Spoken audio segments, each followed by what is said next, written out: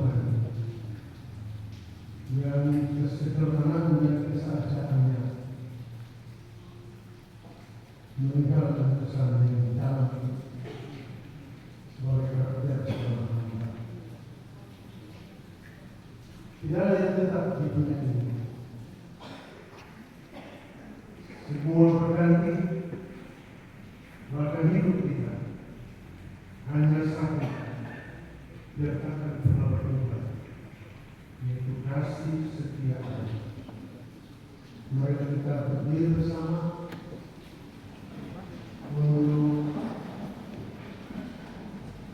memuji Tuhan, menyatakan kebenaran kita. Siang malam musim baru ini saya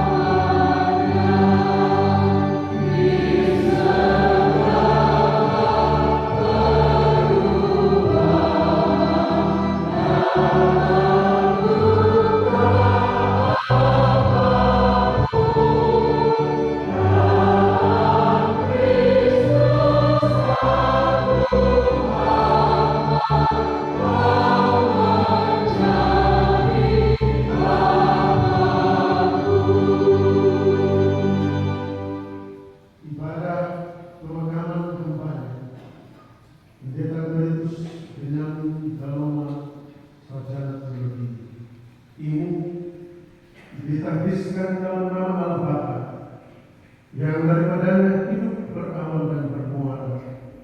Dalam nama Yesus, Juru Selamat yang telah mati tetapi bangkit mengalahkan maut, serta dalam nama Roh Kudus, sumber kekuatan dan penghiburan. Aku telah menghadiri pertandingan yang baik. Aku telah mencapai garis akhir dan aku telah memelihara iman. Sekarang telah tersedia bagiku mahkota kebenaran yang akan dikaruniakan kepadaku oleh Tuhan, Hakim yang adil pada harinya. Tetapi bukan hanya kepadaku, melainkan juga kepada semua yang merindukan kedatangannya. Jangan silakan duduk. Dan karena pesan berjaya.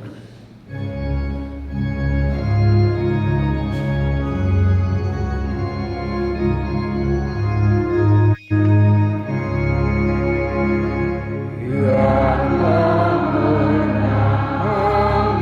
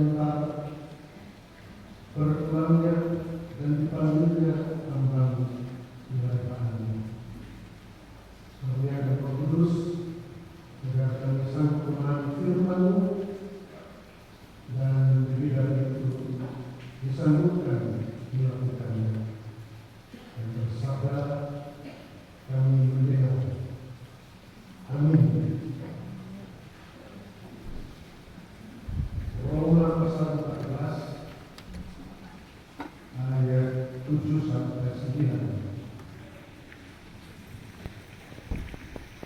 Roma 14 ayat 7 sampai 9. Sebab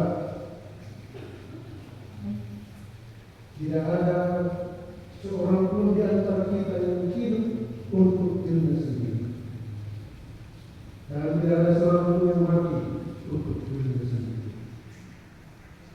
Sebab jika kita hidup untuk Tuhan, dan jika kita mati untuk Tuhan. Jadi baik hidup atau mati, kita adalah milik Tuhan.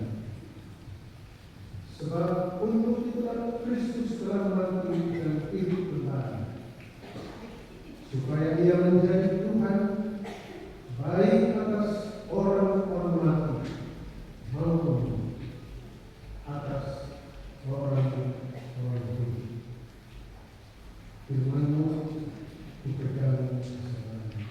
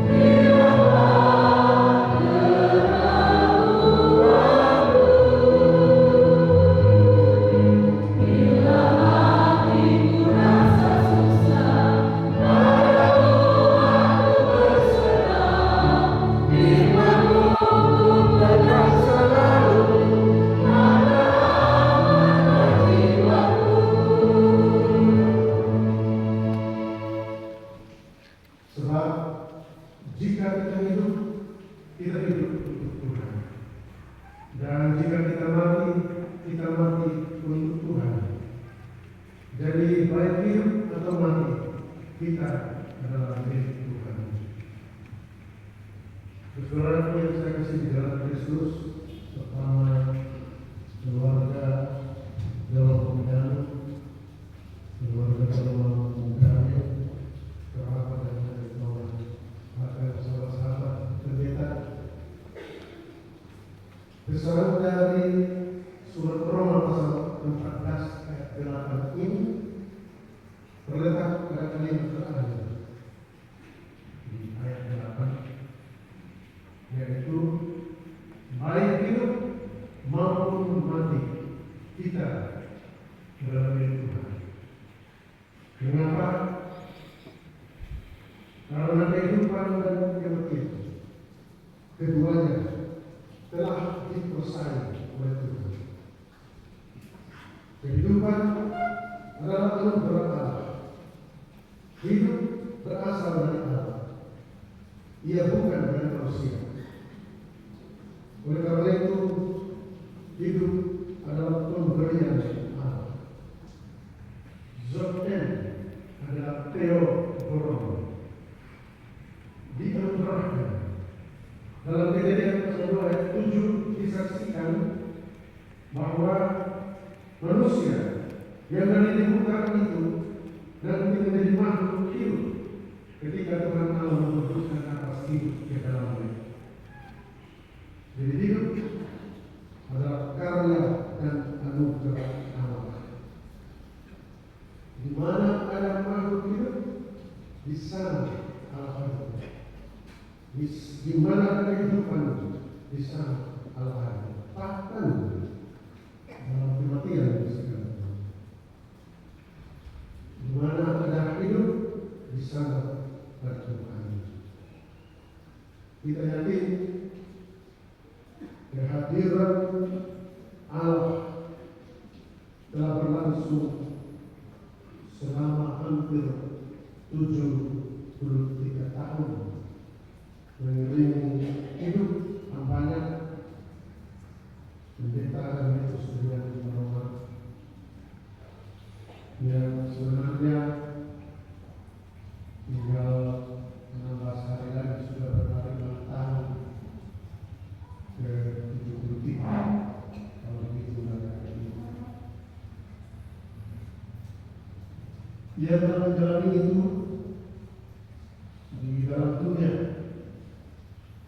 hidup selama hampir 73 tahun.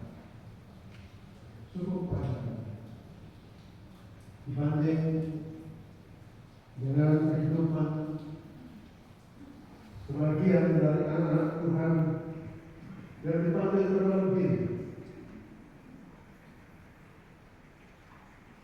Hari ini juga kita menyaksikan dan mendengar duka cita dari keluarga anak yang masih remaja.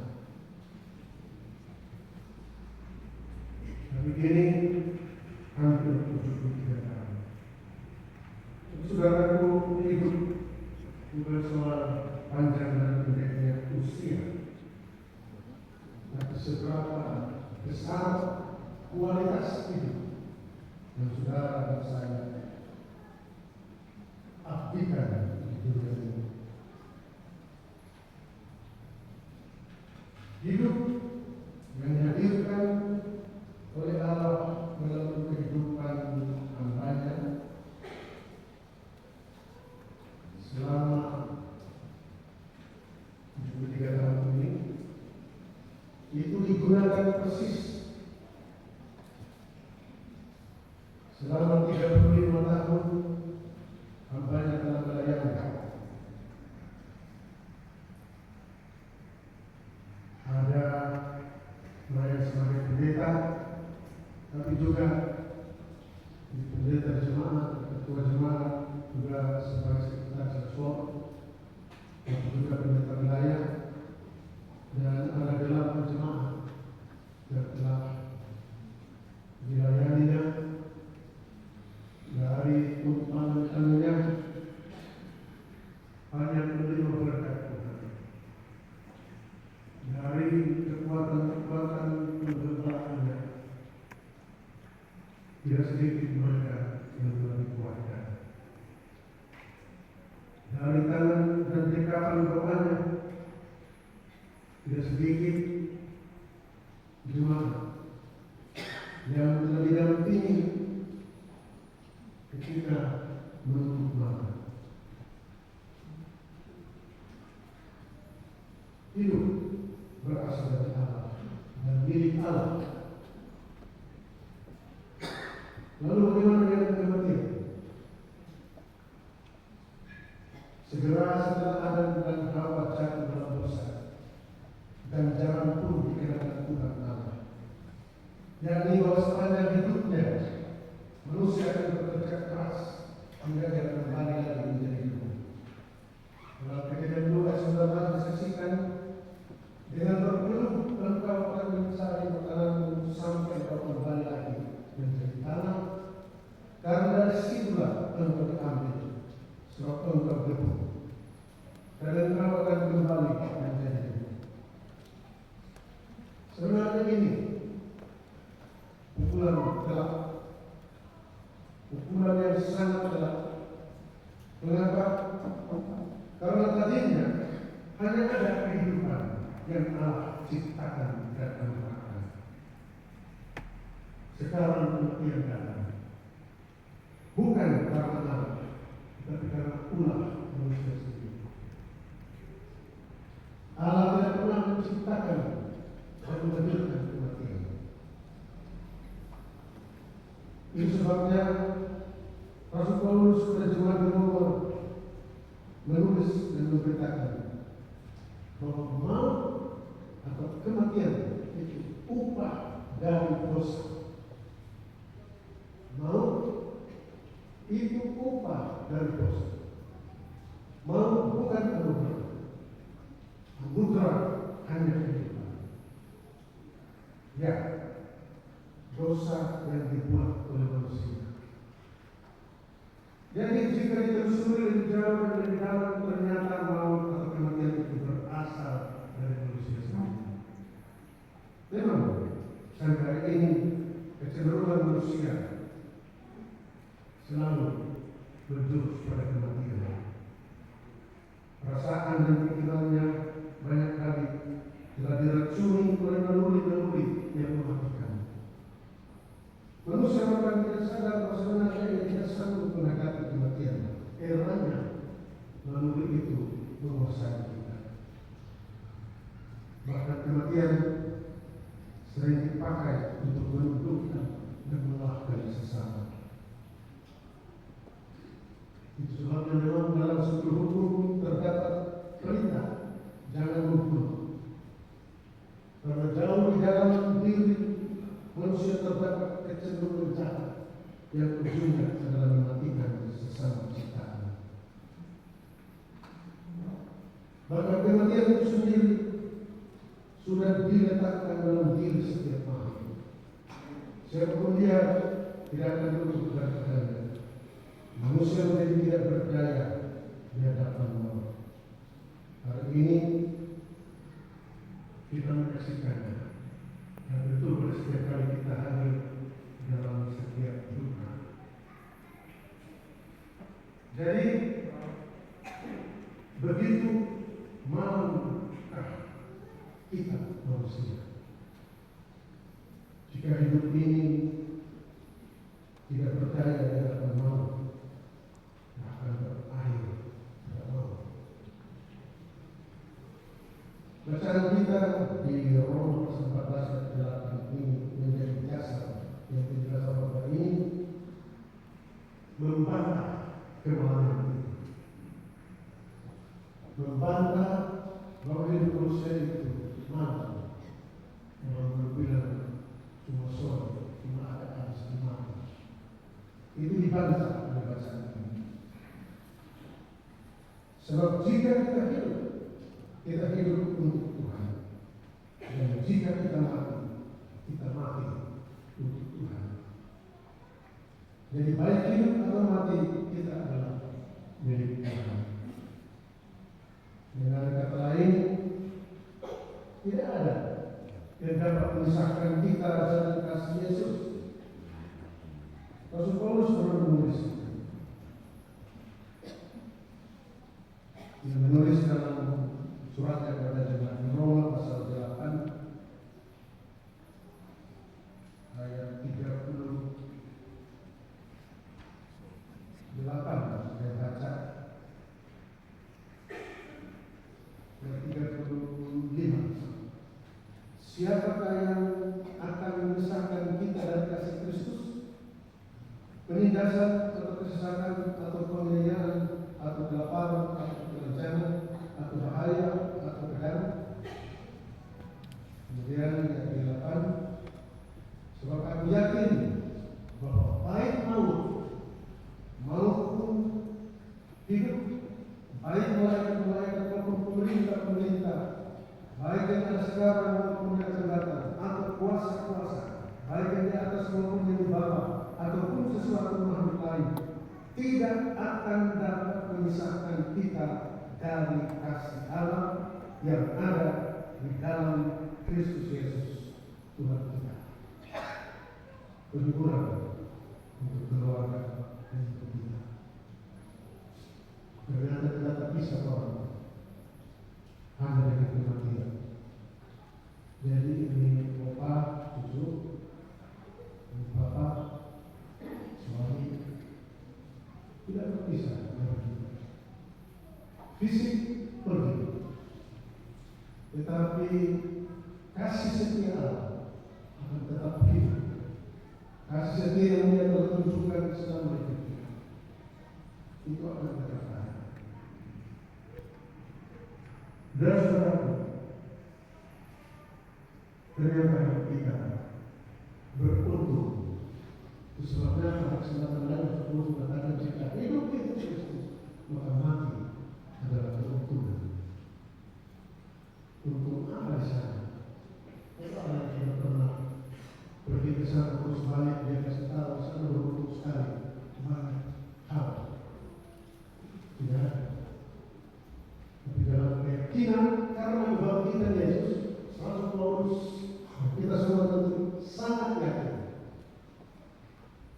bahwa tubuh itu bukan lagi kematian, tapi kehidupan. Jadi orang hidup dengan bertanya di mana? Jelas, baik itu atau mati, kita adalah milik Tuhan. Kalau pendeta kembali sudah dari Roma telah hidup di Tuhan. 35 tahun dalam pelayanan untuk beberapa jemaat. Dan 31 tahun paralel dalam pelayanan menjadi guru. Dua tugas gereja, yaitu pengajaran, pendidikan dan pemberitaan, dilakukannya dengan tuntas dan kesabaran dan kesederhanaan. Kita semua tahu bagaimana kalau dulu di samping Bapak Pendeta yang saya dapat bertanya, diam, tapi itu karakter kehampaan yang perlu kita teladani semua. Pendeta Kalistus dengan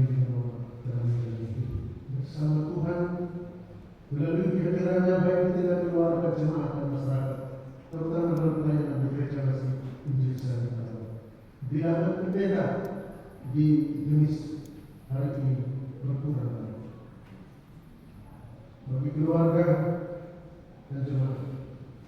Kami majelis Pendeta Sinode Gereja Masjid Laut dan sesama pendeta berterima kasih kepada Tuhan dan mengucap bersyukur akan kehadiran sang hamba bersahaja ini dalam jalan hamba Tuhan. Dan kepada keluarga dalam mengucapkan dan memelihara Tuhan